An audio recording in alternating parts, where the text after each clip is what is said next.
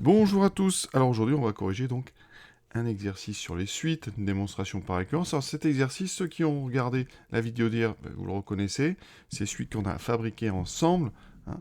Donc une suite définie par récurrence dont le terme général finalement est assez simple et on avait choisi justement le terme général avant la relation de récurrence. Donc ici, nous on est dans l'exercice, hein. On va faire la démonstration par récurrence, on étudiera à la limite et à la fin, si vous voulez, on fera un autre, on fabriquera un autre exercice et on le corrigera la fois d'après. Vous allez voir comme ça qu'on peut fabriquer des tonnes d'exercices assez jolis, hein, et très facilement. Donc on est parti pour notre démonstration par récurrence.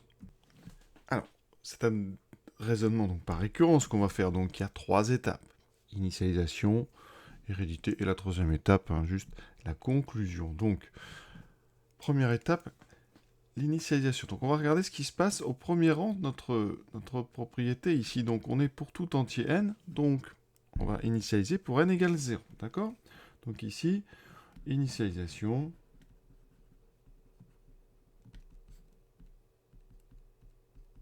Et bien donc pour n égale 0, alors on regarde donc combien vaut u0, ça fait 1 demi, et on va calculer n plus 1 sur 3n plus 2 pour n égale 0. On ne dit pas encore que c'est u0. Donc ici ça fait 1 divisé par 3 fois 0 plus 2, 1 sur 2. Donc effectivement, donc, la relation elle est bien vraie pour n égale 0. Il faut toujours vraiment regarder, ça c'est absolument primordial, hein. On commence tranquillement par regarder donc pour le premier rang qui nous intéresse. Maintenant l'hérédité, c'est-à-dire la capacité, la propriété de se transmettre au rang suivant. On suppose donc que pour un certain n appartenant à n, un égale à n plus 1 sur 3n plus 2. Et on va montrer ça. Il faut vraiment l'avoir quelque part sur la copie ou sur le brouillon à côté. Il faut savoir ce que vous voulez montrer. Donc le but, ça va être de montrer que c'est vrai au rang suivant. Donc il faut montrer que n plus 1, dans ce cas-là, eh bien ça sera la même chose en remplaçant n par n plus 1. Donc ça fera n plus 1 sur 3 fois n plus 1 plus 2. Alors là, vous développez quand même. Alors l'objectif, on aura donc, il faudra atteindre n plus 2 sur 3n plus 5. Voilà. Ça, c'est vraiment important de l'avoir sous les yeux pour vous rendre compte à quel moment vous avez réussi à atteindre l'hérédité. Voilà. Donc ça, c'est notre but. Et on a une hypothèse qu'on aura le droit d'utiliser, ce qu'on appelle l'hypothèse de récurrence. Donc HR. Voilà.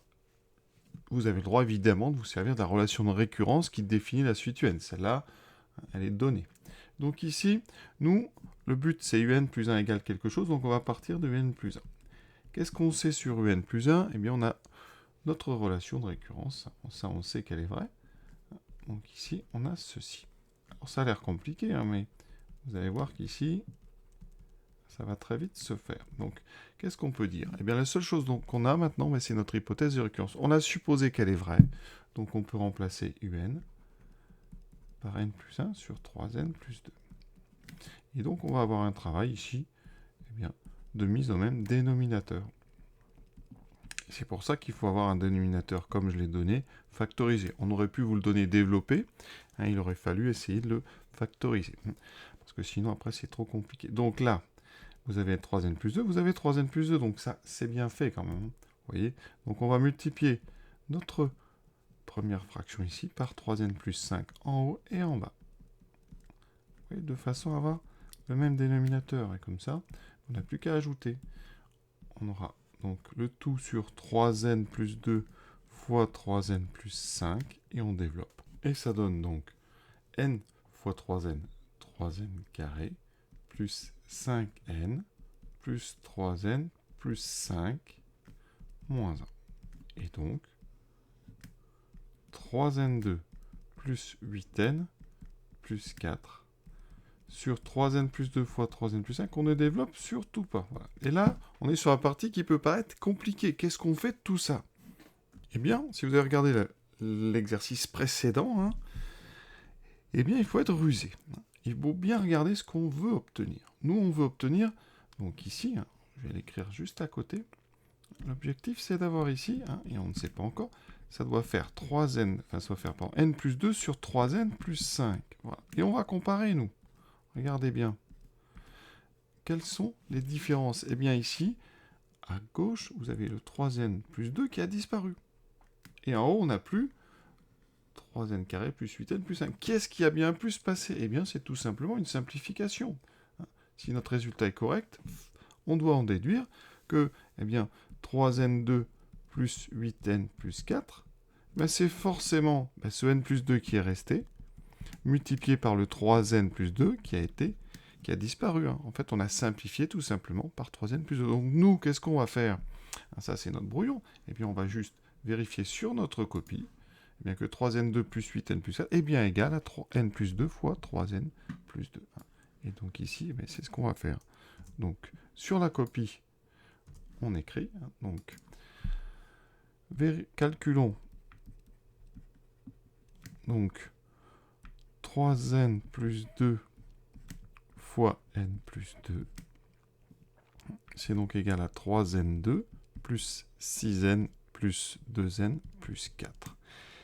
Et là, ça fait 3n2 plus 8n plus 4. Et vous voyez, c'est un miracle, hein, mais en fait, c'est obligé. Si on n'a pas fait d'erreur de calcul, eh bien, si la propriété est vraie, ça va tomber exactement comme il faut. Et donc,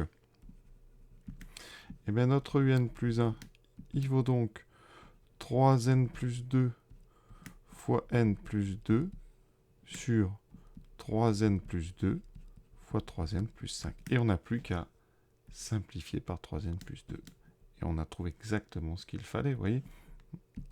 N plus 2 sur 3n plus 5. Et donc l'hérédité, on a atteint notre but, vous voyez. Donc l'hérédité, elle est vérifiée. Et on a fait une jolie démonstration finalement, vous voyez. Alors pour ceux qui n'arrivent pas à avoir cette intuition de notre 3n plus 2 fois n plus 2, eh bien il faut factoriser 3n2 plus 8n plus 4. Et c'est loin d'être infaisable. Donc, regardez, comment on fait ça? Alors, étudions. Donc 3, on va mettre un x pour ceux qui aiment bien les x. Voilà, on va factoriser ça grâce au discriminant. Donc, les coefficients a égale 3, b égale 8, c égale 4. Je calcule delta, donc b carré moins 4ac, ce qui donne donc 8, moins 4 fois 3 fois 4, 64. Alors 4 fois 4, 16 fois 3, 48, 75 moins 48, ça fait 16. Donc on a deux racines, x1 moins b, donc moins 8, moins racine de 16, 4, sur 2 fois a, 6, ça fait moins 2. Et donc x2, moins 8 plus 4, sur 6, ça fait moins 4 sur 6, donc moins 2 tiers. Alors à quoi servent ces deux racines? Eh bien à factoriser. 3x2 plus 8x plus 4.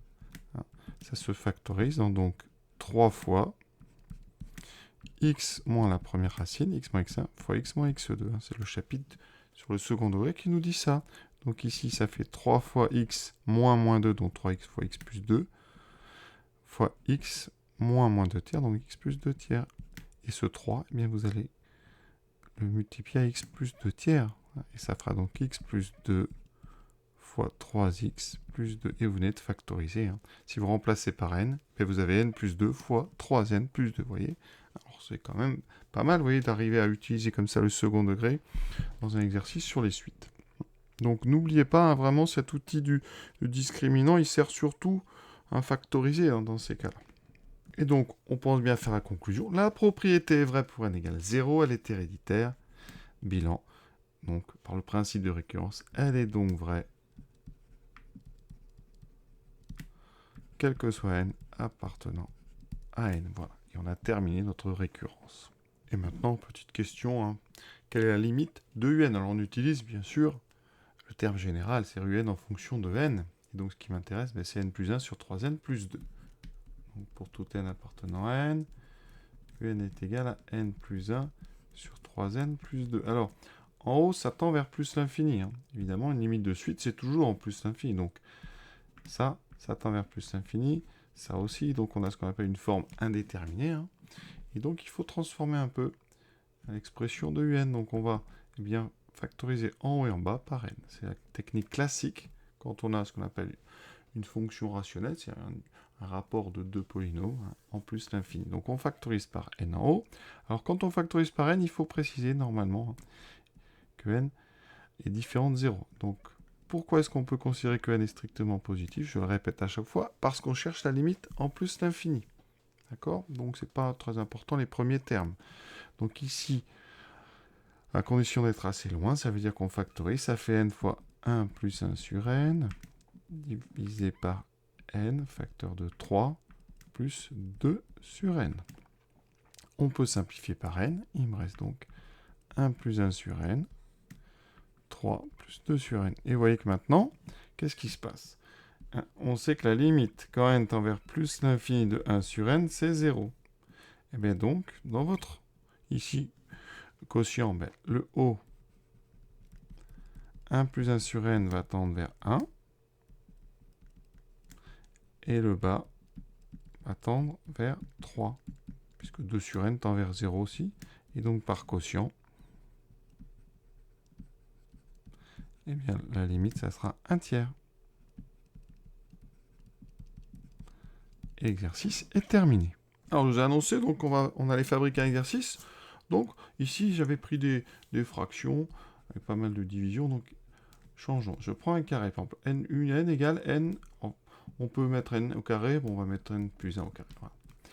Pour faire une petite relation de récurrence simple, ben on écrit un plus 1. Alors, un plus 1, dans ce cas-là, c'est n plus 2 au carré. D'accord? Donc, je vais les développer tout de suite. Ça fait n2 plus 2n plus 1. n2 plus 4n plus 4. Et on fait, par exemple, la soustraction des deux. Un plus 1 moins un, combien ça fait?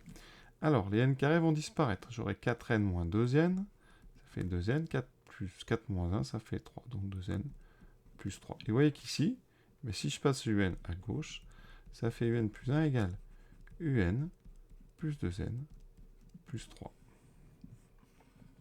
Et voilà, c'est-à-dire que maintenant, vous faites un exercice, vous dites soit donc un, donc défini pour tout n entier naturel, avec donc une relation u0. Alors u0, vous le calculez, hein. Je remplace n par 0, u0 ça vaut 1. u0 égale 1, et un plus 1 égale un plus 2n plus 3. Et première question, vous montrez par récurrence, hein, montrez que pour tout n appartenant à n, eh bien on va montrer que un est égal à n plus 1 au carré. Vous voyez comment on fabrique un exercice très rapidement. Alors on peut fabriquer des choses encore plus tordues, hein. Une relation par exemple avec un plus 2. Donc je regarde ici, un plus 2. un plus 2 c'est n plus 3 au carré. Donc n2 plus 6n plus 9. Et maintenant, eh bien, je vais faire une relation entre les trois. Par exemple, un plus 2. Alors ce serait bien que les n carrés s'annulent. Donc on va faire un plus 2 par exemple. Plus un plus 1 moins 2un. Ça donne donc n2 plus 6n plus 9 plus n2 plus 4n plus 4 moins, alors 2 fois n2, donc 2n2 moins 4n moins 2. Alors, les n carrés, on s'est arrangé pour qu'ils disparaissent. Il me reste ensuite les n, donc 6. Alors 4 moins 4, il s'annule, il me reste 6n. 9 et 4, 13 moins 2, 6n plus 11. Et donc, notre relation de récurrence, vous l'avez ici. Hein, c'est un plus 2 égale donc moins un plus 1 plus 2un plus 6n plus 11. Et ça s'appelle une relation de récurrence d'ordre 2 parce que vous avez un terme en fonction des deux précédents. Et donc, vous voyez, ça peut donner le sujet suivant, soit un définit donc quel que soit n appartenant à n par, cette fois-ci, donc on a notre relation de récurrence d'ordre 2, plus 6n plus 11. Et par contre, quand on a une relation d'ordre 2, il faut donner deux termes, sinon vous ne pourrez pas calculer le suivant. Donc je donne u0 égale 1, et je vais donner u1 égale 4. Et donc, l'exercice, ça sera montrer que pour tout n appartenant à n, eh bien, un égale, vous voyez, n plus 1 au carré. Donc avec une même suite, on peut faire des énoncés complètement différents et fabriquer un peu à volonté des sujets.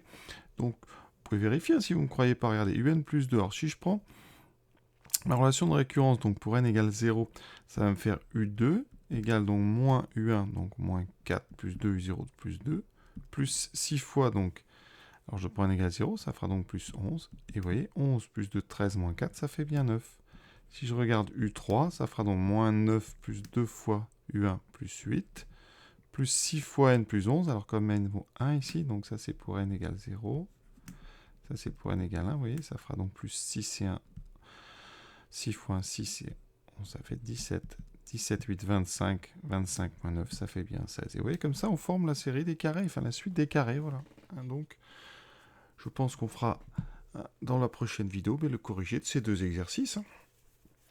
Je vous souhaite donc une bonne fin de journée, puis n'hésitez pas à inventer l'exercice. Si vous avez... Et comme ça, vous pouvez en trouver des très très jolis. Voilà, donc vous connaissez maintenant le secret des profs pour fabriquer des suites et des exercices sur les récurrences. Voilà, je vous souhaite une bonne fin de journée à tous, à bientôt.